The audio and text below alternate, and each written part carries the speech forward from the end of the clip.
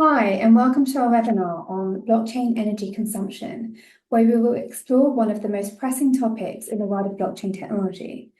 I'm pleased to introduce our speaker today, our Chief of Staff, Juan Ignacio. Juan is renowned for his expertise in ESG and will share a science-based methodology for calculating the energy consumption of blockchain networks. During this webinar, we will delve into several key areas, including the energy efficiency of proof-of-stake systems, the intricacy of Bitcoin carbon accounting, and the role of renewable energy in Bitcoin mining. This is an excellent opportunity to gain valuable insights into the environmental impacts of blockchain and explore innovative approaches to sustainable technology. We encourage you to engage with us throughout the webinar by submitting your questions and thoughts in the chat, which we'll answer at the end of the presentation. Thank you for joining us today, and without further ado, let's begin our deep dive into blockchain energy consumption. Thank you very much. Okay. We're recording. All right. Hello, everyone. It's a pleasure to be here. As you heard, my name is Juan. I'm the Chief of Staff at the Science Foundation. I've been working on blockchain for a number of years, and before that, I used to work in sustainability. And we have been doing a lot of research here on blockchain energy consumption, blockchain carbon footprint, blockchain sustainability. In fact, I encourage you to see our initiative DLT Earth at dlt.earth. And we want to share some of these findings, some of our methodologies with you, see what their reaction is. Hopefully in the future, maybe we can even do some follow-up seminars. So without further ado, let me walk you through what is going to be the structure of the seminar. So first of all, we're going to provide some context about why this is important, explain a bit of our work, and set out the key questions that we are going to be trying to answer. Now, the key aspect of the seminar is that I'm going to be positing that it is good to organize your thinking when you're thinking of the sustainability of crypto into different types of systems, types of objects of study that you want to look into. So we are going to be sharing some of the framework that we ourselves are using to study and the scientific methodologies that we use to understand blockchain carbon footprint and blockchain energy consumption. So for that reason, we're going to provide first a basic model. We're going to modify this model to understand how things are with proof of work. We'll delve into a special case on storage-based blockchains, the case of layer 2s, and then we'll move on to some other special cases, and we will extract then the key lessons. So let's take a step back and look into the context, why we are trying to answer these questions, why we care about all of this. You have probably heard lots of things about the carbon footprint of blockchain technology. You have probably heard that Bitcoin consumes as much energy as Ireland or as Argentina. I have here a screenshot some websites saying that one Bitcoin transaction is equivalent to watching 120,000 hours of YouTube. So this raises some questions. First of all, is this true? Is this a meaningful thing to say? So we'll be diving into that. You'll also see here these comparison analogies saying, well, if Bitcoin's energy consumption were the Burj Khalifa, then the Ethereum prior to this event called the merge would be equivalent to the Tower of Pisa, and after the merge, equivalent to a screw. Continuing along the path of metaphors, our chairman, Dr. Paulo Tasca, said not so long ago at the World Economic Forum that the global network of Hedera could function on less energy than that used by a regular household.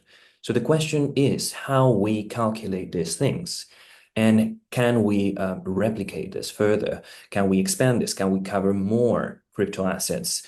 And what we can do to understand the results and to generate good knowledge about this. This is all more important in the context of renewed criticism against crypto assets. Greenpeace has set up this initiative called Change the Code, trying to to force a change in the Bitcoin ecosystem. And everything is becoming much more relevant now with the emergence of one new comprehensive set of regulations in the EU, the so-called MiCA or MiCAR, which stands for Markets in Crypto Assets Regulations. So MiCA is a regulatory framework that covers crypto assets in so many regards. It's very comprehensive. But two dimensions of this that really interest us are the fact that by the 1st of January of 2025, crypto asset service providers are going to have to publish sustainability indicators on all the crypto assets that they are dealing with. In addition, the issuers or other parties of the crypto assets will need to publish white papers, and these white papers will have to have a number of sustainability indicators. So the science, it becomes more important than ever. It is important to make figures comparable, to make them scientific, to make them fair. So that's why we're going to be exploring some of these things. So we have been doing work on crypto energy consumption, crypto carbon footprint, mining with renewable energies, low carbon crypto activity, as I mentioned our initiative DLT Earth before. And also we have been working on policies, submitting responses to the European Securities and Markets Authority, ESMA, and also the US White House Office of Science and Technology Policy, which published a report not so long ago, heavily citing some of our work. We're going to be trying then to share in as little time as we have a bit of the framework that we use to think about this so that this knowledge can flow and others can build on it as well. So what are the key questions that we are going to be trying to answer? They are going to be, well, what is the energy use of the crypto assets? What is the carbon footprint of the crypto asset? Typically, we think of them in line, but actually they may not be so much in line, right? And keep in mind that in this case, we're talking about what is called scope 2 emissions, right? Crypto activity does not involve a lot of direct emissions. So if you go to a mining farm, you're not going to see a lot of greenhouse gases coming from there. They come mostly from the electricity purchased by these players. And at the point of origin is where the carbon footprint occurs. So we're going to be asking what are the methodologies used to investigate this, and what metrics we can use, and how can we make them fair? How can we make them comparable? And to what extent we can? They may not be perfectly comparable.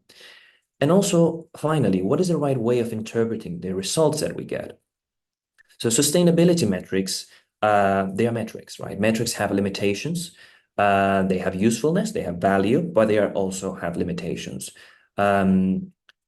It's never the fault of the metric in itself, but usage of a metric without proper context or interpretation then becomes not just a limitation, but a flaw. So we are going to try to provide some caveats and some guidelines on how to do exactly this. So as I was saying, and to organize what is going to be the rest of this webinar, I'd like to posit that when you are thinking of the climate impact of crypto, you should be organizing your thought process into 4 main types of crypto asset systems. Now, there are others, and probably you could break this down into subgroups, but I think this is a good framework to start and to organize your thought. This is emerging from what we do ourselves. So first of all, we would have proof of stake systems and some other systems that are not proof of stake, but they are quite similar from the energy point of view. They may be different from another perspective, but from the energy point of view, they are similar. So why? Well, the reason for this is that for these systems, the approach that is at the basis of calculating carbon footprint and the energy consumption of the system is rather simple. You need to count how many nodes there are, and you need to investigate how much energy is consumed by the average node. If you have the average consumption of a node, and you have the number of nodes, the number of participants in the network, you get a total, right? Now you can create bounds, time series, etc., but this is the core of the idea. It's rather simple. Now we'll get into the details shortly. For other types of systems, in what we call layer ones, it's not exactly like this. One participant in the network, in a proof of work system, for instance, or also what we'll call storage blockchains, may have a lot of units of hardware, and these units of hardware may be used much more intensively or not so intensively. So really, that's not a good framework to think of their energy consumption. What we should do instead is focus on the core activity in proof of work systems that leads to high energy consumption, and that is mining.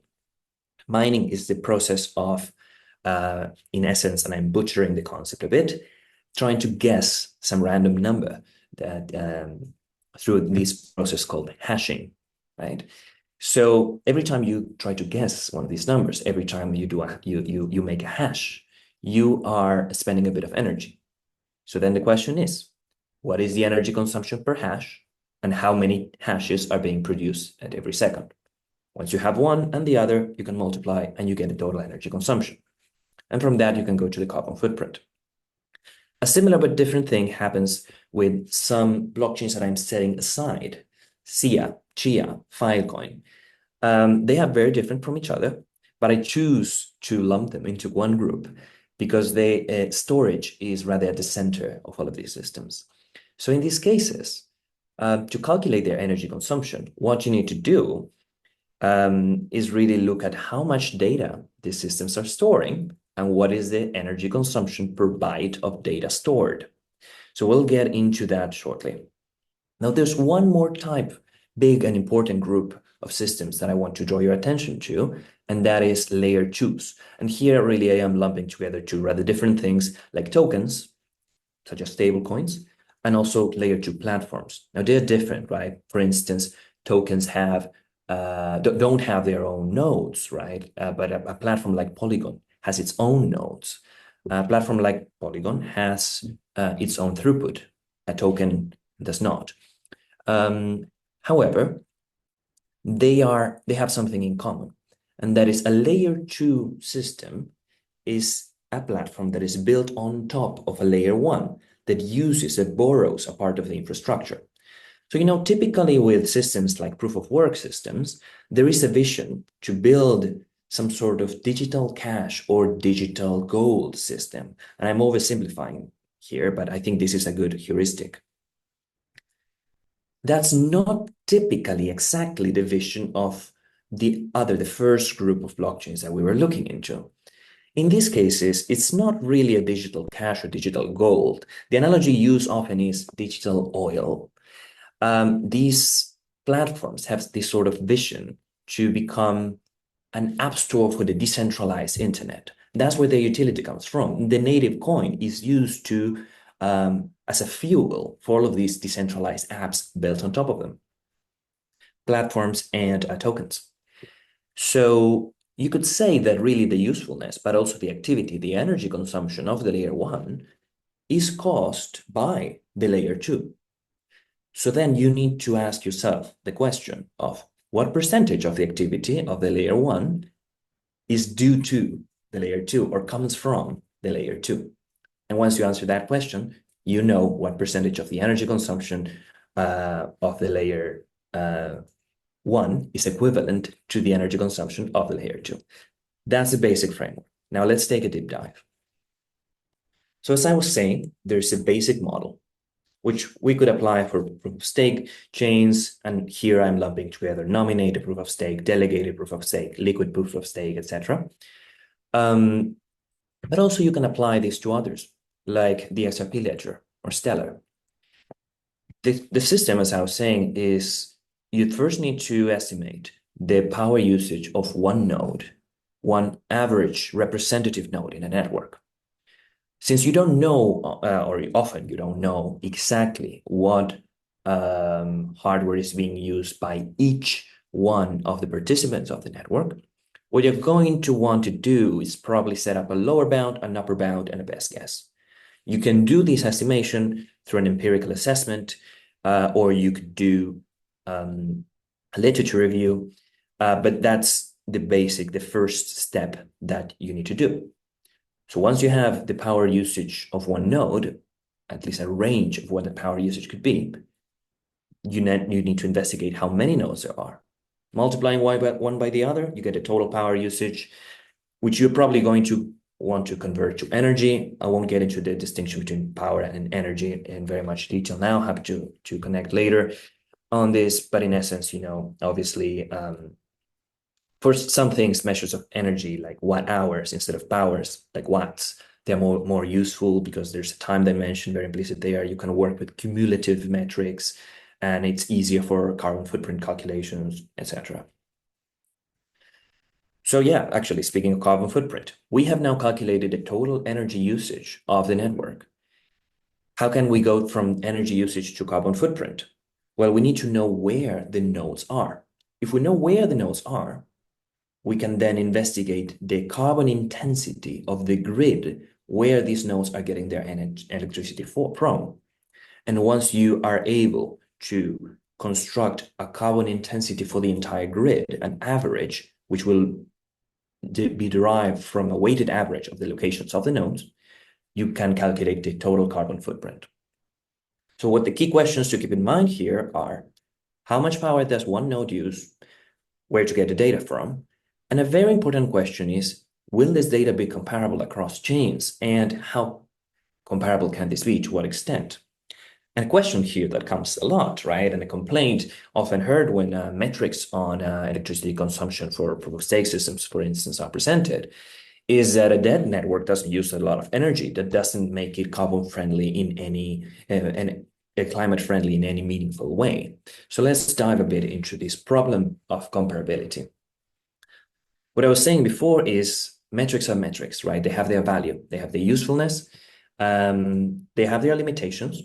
And we need to be wary of these limitations. That's not the fault of the metric. In fact, if we can construct multiple metrics, and that's what we do when we do our research, that allows us to paint a more comprehensive picture of the state of the art and the actual carbon footprint or carbon emission or energy consumption of the network. So in the previous slide, we were talking about the aggregate energy usage or the aggregate power usage of a network. And that's an important measure in itself, right? But often this is not enough. We want a measure of energy efficiency because a dead network, it doesn't consume a lot of energy, but we want our networks to be live, right? So we tend to consider input and output, not just inputs, right? The input is the electricity. What is the output? Well, the basic output in many of these things is transactions. So the more transactions you do with the same amount of energy, you are considered more efficient. And therefore, there is this metric, energy consumption per transaction. So that gives you another insight on to the climate friendliness of the blockchains. Now, you may say this is not enough because a network may have very, very few nodes. So because it has very, very few nodes, you can say, well, the energy consumption per transaction is low, but that's only because of the number of nodes. There's no particular energy efficiency going on here. So you can take this into account and set up another network, another metric, energy consumption per transaction per node. This begins to paint a more complete picture, but all of these metrics have problems as well. And even if you do this, you still get comparability problems because you can always say, well, maybe let's put it this way. Every time there's a new blockchain coming out, they have metrics that they are extremely energy efficient. And that's usually because there's not a lot of activity, not a lot of transactions, or there could be some transactions, but not a lot of members, not a lot of users.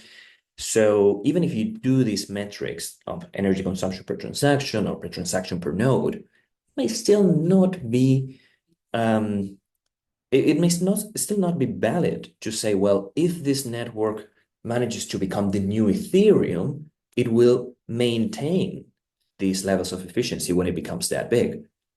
You have no real reason to believe that this ratio of energy consumption per transaction per node is going to actually hold constant over time. So what we do in our research is we also try to calculate the energy consumption per transaction at comparable levels of throughput. For that, it's a bit more complicated, but what we do is we try to model the relationship between throughput and validator count, right? Typically, you can think of it in this way. The more activity happening in a network measured in transactions, the more people are joining the network to become validators. So, and if no activity happens in the network, well, people will sooner or later abandon the network and there will be less validators than before. Also, nodes have a higher marginal energy consumption the more transactions they are processing on an individual level. So all of these blockchains, and here I'm sharing some papers in which we investigated this. All of these metrics have their usefulness. I would argue we need to take them together to paint a complete picture. And this doesn't even cover all. There's some other things to take into account. There's transaction types, right? Consider, for instance, Solana, the metrics of throughput typically consider vote transactions. Now, vote transactions that are a part of the consensus, the mechanism of achieving consensus in itself, you cannot consider that a unit of output, right? That's a unit of input. So you need to subtract that. What about transaction complexity? You may say, well, there's this blockchain that processes many more transactions, and my blockchain looks bad because we process less transactions, but actually our transactions are more complex, right? And that's delivering more value. That's certainly an argument you can make, but you will also need some to provide some additional information to argue this.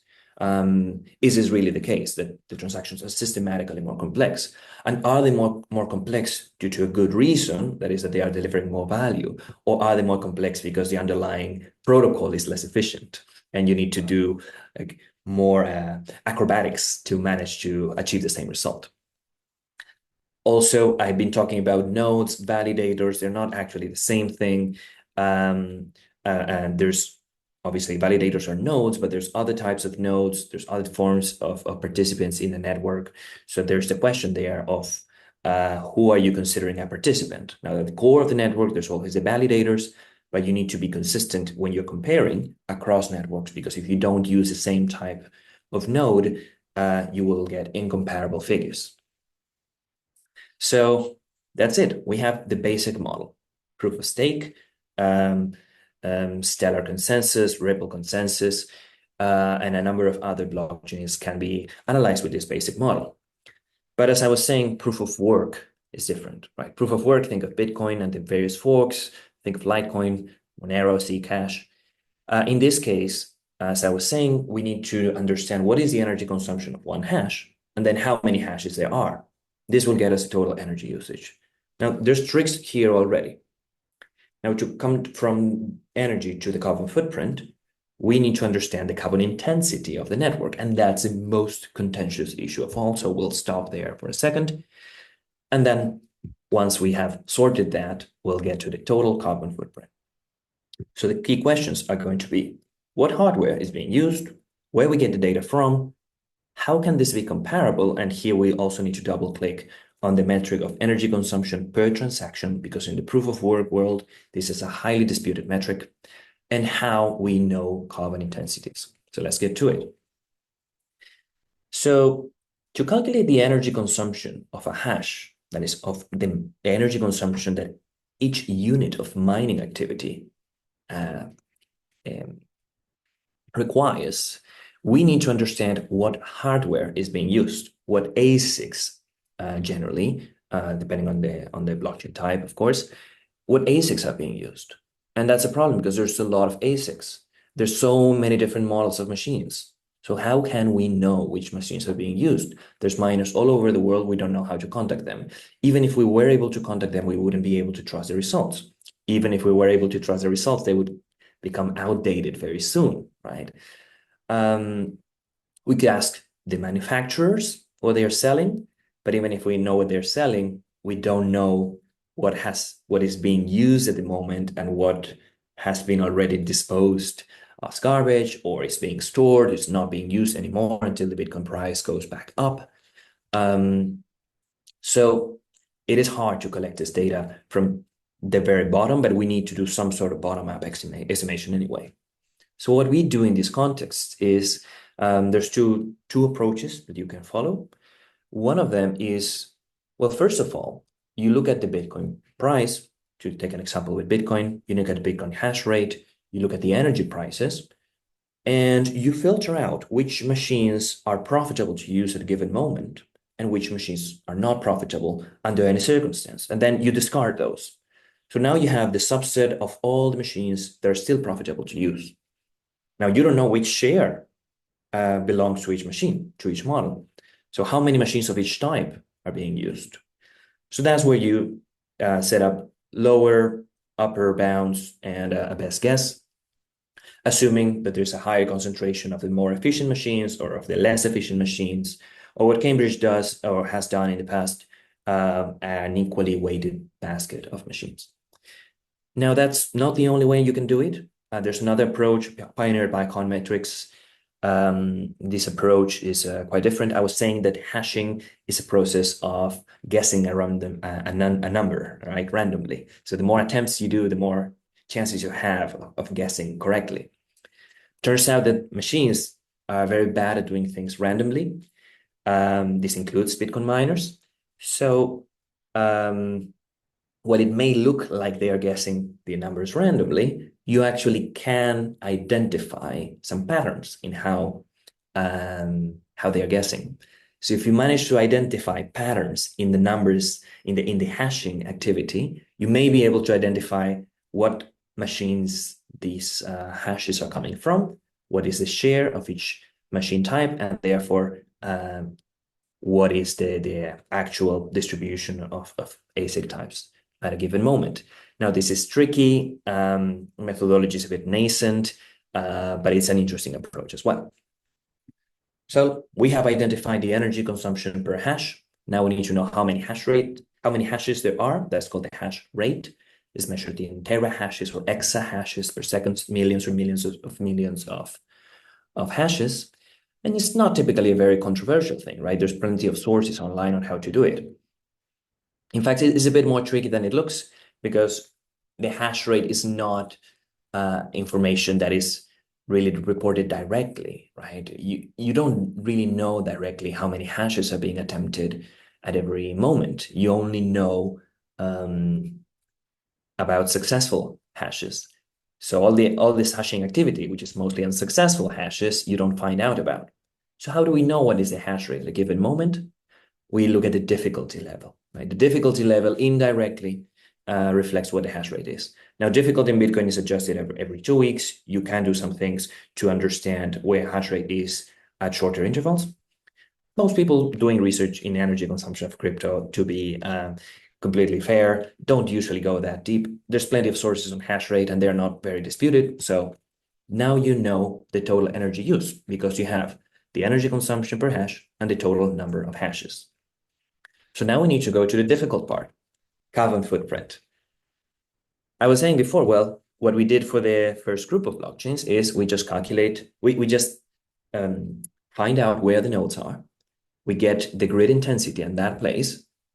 That gives us an average carbon intensity for the whole network. And with that, we get the carbon footprint, voila. But it's actually a bit more difficult and you cannot really use this methodology. You can use it, but you'll get an overestimation of the carbon footprint.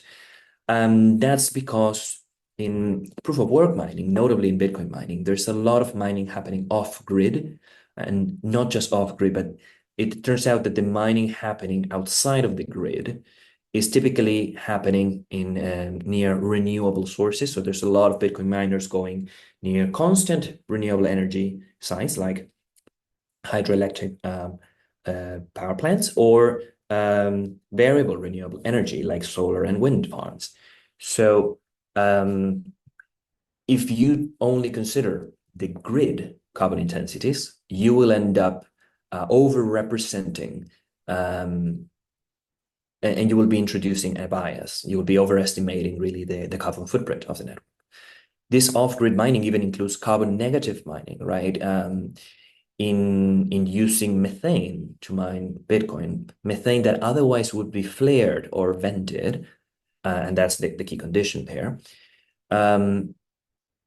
Because of the higher radiative forcing of methane than carbon dioxide, by capturing the methane, putting into a more efficient combustion engine than the efficiency of flaring, and turning most of that methane into CO2, the actual carbon footprint of this activity can be considered negative. Right? Now, there's also a problem of just finding out where the miners are. It's not easy. You don't even know who they are, and you can ask the mining pools. The mining pools, they may give you some data, they may not give you it.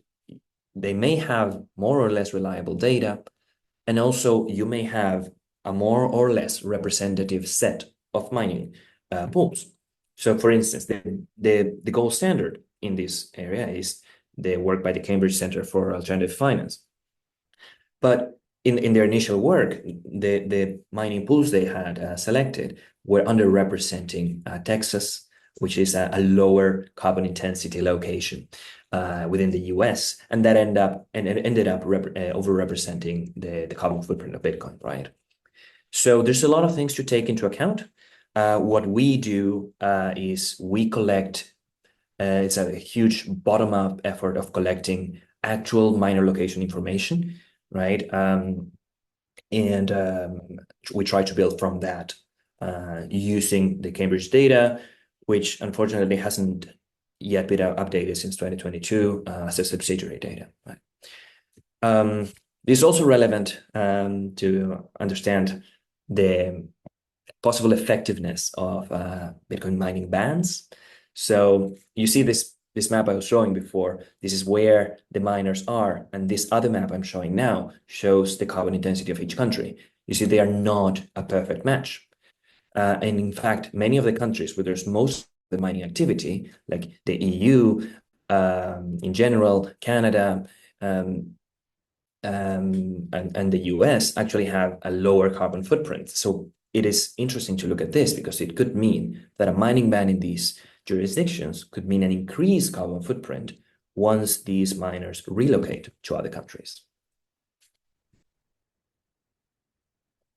So a lot to take into account in this. I'd like to share a few more thoughts about carbon accounting. So carbon accounting is a very difficult area. In fact, it's often invisible. People use different approaches to carbon accounting, and you end up just hearing about the numbers. These many grams or tons of CO2, but you're not usually told what carbon accounting approach has been used. And this introduces a problem of comparability. So in fact, there's actually multiple ways of doing carbon accounting. I would say that some of the main ones are what we call attributional approaches and marginal approaches, right? Within attributional approaches, we'll find something called egalitarian approaches or market-based approaches. So what I'm talking about here, because this is a bit niche, right? So the intuitive way of approaching carbon footprint is, well, it would go about something like this, right? Say there's Bitcoin miners in a grid, in a network, and they consume 1% of the energy. Then what are the emissions of these miners? And the answer is, well, 1% of the emissions, right? You take the total emissions and you assign them the same share. This is actually one approach. It's attributional, and it's pretty much egalitarian. However, that's not the only way you can do it, right? Another way that you can go about this is say, well, let's say we have a grid here, the United Kingdom grid, and a new Bitcoin farm turns on. And that's more demand than before. And therefore, more electricity generation instantly needs to be generated to match this new demand. This instant matching, right, requires firing up an electricity generation plant somewhere. This firing up the question is, what's the carbon footprint of that firing up? So if to meet this additional electricity demand, you're firing up a coal plant or you're using a wind park, that changes everything. And it's not the same of saying, oh, I'm just going to consider 1% of all the emissions. So this is something called marginality. The marginal carbon footprint is the marginal effect of the marginal consumer of electricity. Now, there's this impossibility trilemma identified by Troy Cross in electricity grids and carbon accounting, and it's that there's three properties you would typically want your carbon accounting system to uphold, but you can never have all three. You can have two of these three at best, sometimes only one, but you can never have the three. So you can have marginality, that the effect of the marginal consumers is represented. An egalitarian approach does not meet that. But you would also like to have fungibility, right? That is that 1 kilowatt hour of my consumption is equal in carbon footprint to 1 kilowatt hour of Ishali's consumption. That is that our energy consumption is fungible in terms of their carbon footprint. Now, egalitarian approaches would meet that, but marginal and even market-based approaches do not meet that. And finally, you would want something called compositionality. That is that the sum of the carbon footprint of all the participants in a network amounts to the total carbon footprint of the network, right? That the whole is equal to the sum of its parts. But only attributional systems can meet this requirement. Marginal systems don't. So all of these systems are valid. None of them is wrong or flawed. It's just that we need to use them in the correct context, and that we need to be very careful because it may make the figures incomparable. A few more things about carbon accounting. We have been talking about carbon footprint in general, but you may also want to consider the carbon footprint of an individual transaction or the energy consumption of an individual transaction. And as I was saying before, the proof of work field is typically very opposed to energy consumption per transaction or carbon footprint per transaction metrics, because they find them to be very flawed for many reasons, right? Bitcoin in core in particular is a network that is a wholesale settlement network right now in practice. So it doesn't conduct that many transactions, but each one of these transactions, they are extremely valuable, right? So you cannot compare retail transactions to wholesale transactions. And there's also layer 2 transactions that are often not considered, right? So transactions in the Lightning Network. We consider them in our research, but I understand that most of the parties in the market, they don't, right? And it also creates all sorts of problems of extrapolation.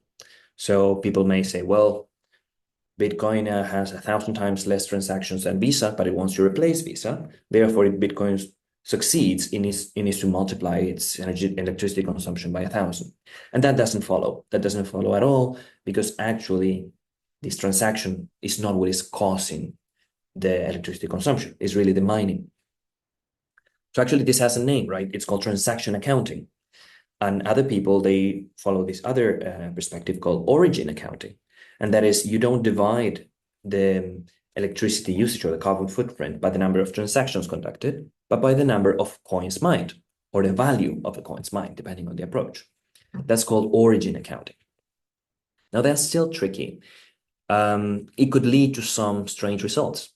If you mine Bitcoin, say in 2010, you sell them, and in 2024, you buy them again, and you can demonstrate it's exactly the same Bitcoin, right? And because you mine them in a carbon neutral way in 2010, can you say that you are carbon neutral now when you bought them again? And likely you cannot really say that. And that's because when you are demanding this Bitcoin, well, by increasing the demand on the coin, you're also increasing the price. If you increase the price, you increase the reward for miners. You incentivize more mining activity. If you incentivize more mining activity, they may use all sorts of electricity sources. So it doesn't matter what you did in 2010, what electricity source you used back then. Because what is costing the mining is the demand for Bitcoin, the demand to hold Bitcoin. This is called holding accounting or maintenance accounting. There's another approach, hybrid accounting, which basically mixes transaction and maintenance accounting, right? Saying, well, there's demand for to hold Bitcoin, but there also there is demand to transact with Bitcoin. So you should consider both. So as you can see, lots of different schools, all of which you could use in a given context, but we need to be very careful when extrapolating. Some charts here to take into account. I'm just going to briefly go over this. You see in the left a chart illustrating how the energy efficiency of Bitcoin miners is really increasing year over year. And the top two charts at the top are comparisons of Bitcoin against other industries, right? This is useful context considering that sometimes Bitcoin is compared to countries. You can do that, but obviously it's a very problematic comparison. So Bitcoin supporters, and this comes from NYDIG, has a fantastic report on the state of Bitcoin mining. I really recommend. They were compiling these other points of reference. And there's also at the bottom two charts with some projections that I find useful for context. You see that there is an expectation of Bitcoin emissions to continue increasing, probably in the most scenarios, but not for that long, and they should peak soon. That's because of the Bitcoin emission schedule and possibly some peaks in price that are also expected not so far from now.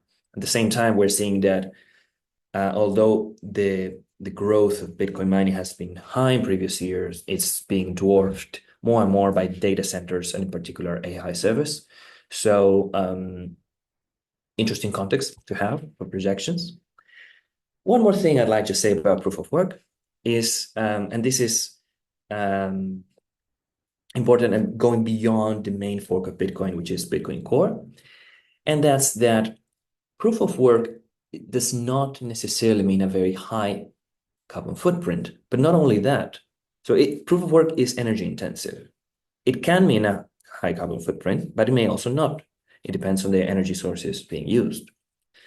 But I'm going to go a step further and say even though proof of work is energy intensive, that does not mean it is high on the energy consumption intrinsically, because there's other aspects of proof of work architecture that may affect the energy consumption, even if the system is energy intensive. And these are mostly block size and block time. So obviously this is not relevant to Bitcoin Core, but it is relevant to other forks of Bitcoin, like Bitcoin Cash, Bitcoin SV with a higher block size. What do I mean? What block size, right, is, well, how big is a Bitcoin block? How many transactions can you put there? Is it 1 megabyte? Is it 2? Is it 10? Is it 100 megabytes? The more transactions you can put there, the lower the transaction fees, which will reduce miner revenue, could potentially also reduce Bitcoin price, and that will reduce mining activity. And at the same time, because it's funneling more transactions, you can argue that it makes it more efficient, at least under one metric of energy efficiency, which is energy consumption per transaction. Because not only do you have a lower energy consumption, you also have more transactions for that energy. You can also, instead of increasing block size, increase block time. It is the same, really, to have one 10 megabyte block every 10 minutes, or one 1 megabyte block every 1 minute. It's the same. Now, I'm not advocating for higher block sizes or greater block time. What I'm saying is, what this means is that you can adjust. It would not be probably a very good policy intervention to simply ban proof of work in itself, because even in those terms, proof of work can be low energy. So interesting thing to take into account. Obviously, mining revenue, the price of the coin, but also the emission schedule will also affect this energy consumption.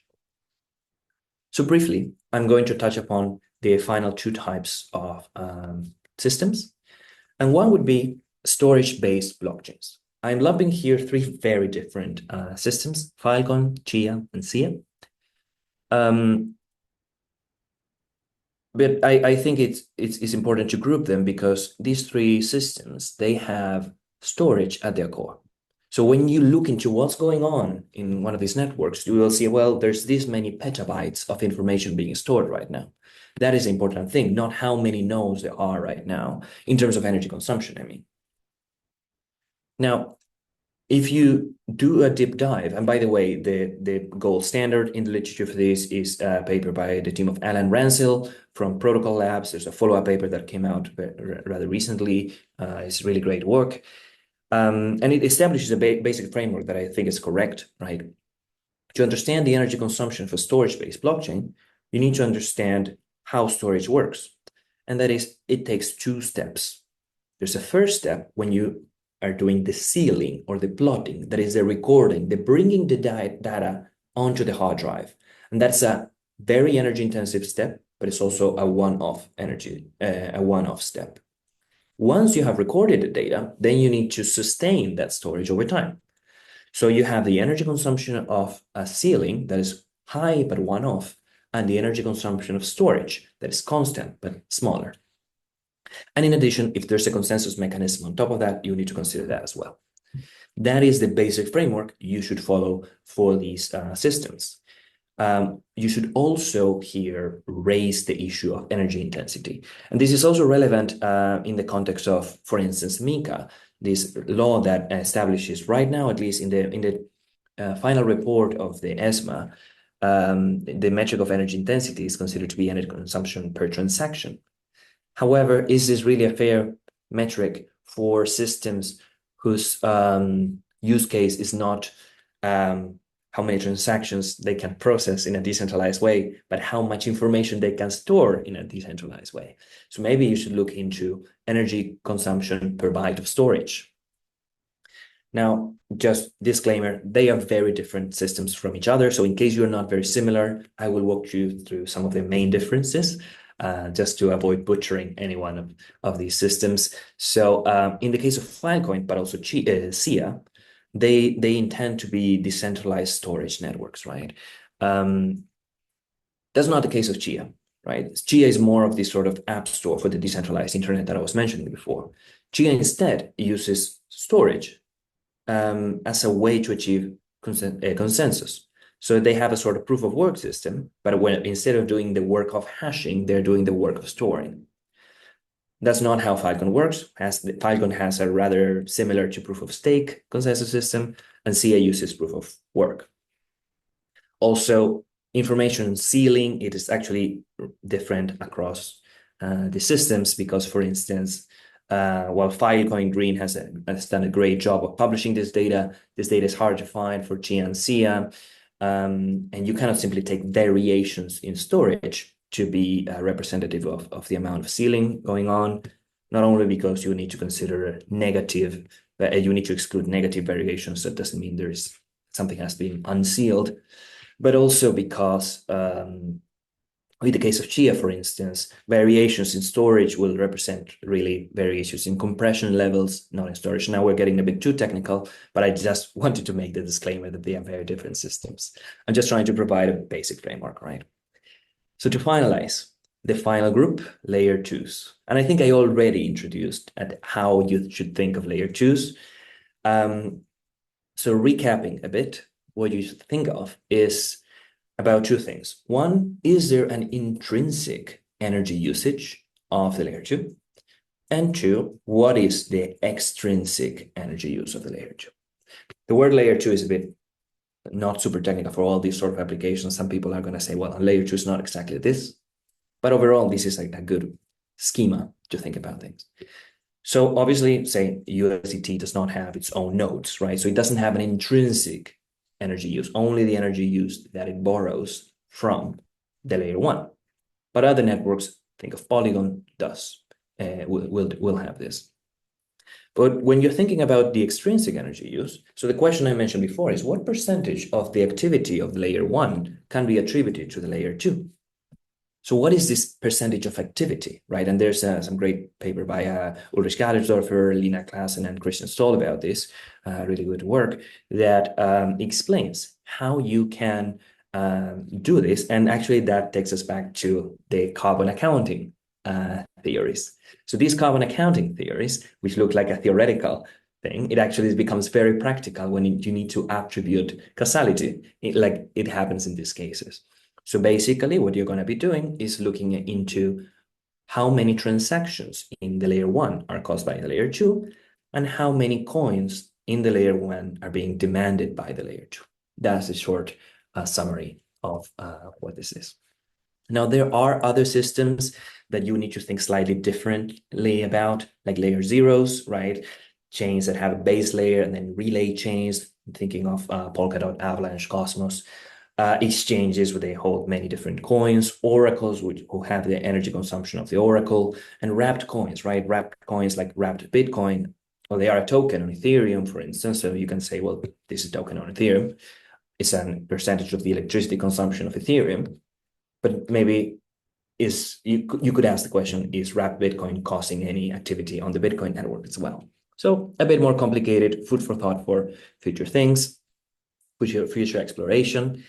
I hope you have been finding this useful. Also, keep in mind that some of the building blocks of the reasoning we have used today can actually help us with other metrics that are useful also for instance, the Mika law, right? Based on energy usage, you can have the building blocks to calculate water footprint based on water intensity, or land footprint based on land intensity of the electricity. And based on the number of validators that you have identified, you may have the building blocks to calculate electronic waste. So that's not the end of that story. There's much more to those things, but these are some key building blocks that when you start following this framework that we have outlined, you will be able to explore. So some key lessons I would like to extract from all of this. Not all of them I have introduced, but I will say them now. Most crypto assets, they actually have a very low carbon footprint, something we should keep in mind. Now we are trying to be very scientific about exactly how low, but we should keep in mind it is actually quite low. In the case of proof of work, now it tends to be higher, but it doesn't necessarily need to be higher. And even if it is higher now, it doesn't necessarily need to be that high in the future. Beware of comparisons across blockchain types, right? Energy consumption per byte versus energy consumption per transaction. Comparisons with between industries, Bitcoin and a country, they're complicated. Beware even of comparisons within the same blockchain type, because blockchain systems are very different. Let's be careful with simplistic extrapolations, what I was saying with the case of Visa, also with double counting, because if you're going to say that USDT, USDC, and Polygon, they use a percentage of the electricity of, say, Ethereum, then you cannot then add all of these figures up, because you will need to net, otherwise you are going to be double counting. And some final thoughts on policy. A high carbon footprint for a consensus mechanism does not mean that a ban is the best policy recommendation. And also the best ways to offset the carbon footprint will actually depend on your accounting theory, and that's something you should pay attention to. Now, I would love to get your thoughts. We would love to do more seminars on this topic and hear what you have to say, hear what you would like to learn about. If you would like to get some support on how to calculate your sustainability indicators coming into compliance with Mika, please let us know. I'm open now for questions, and thank you for your attention.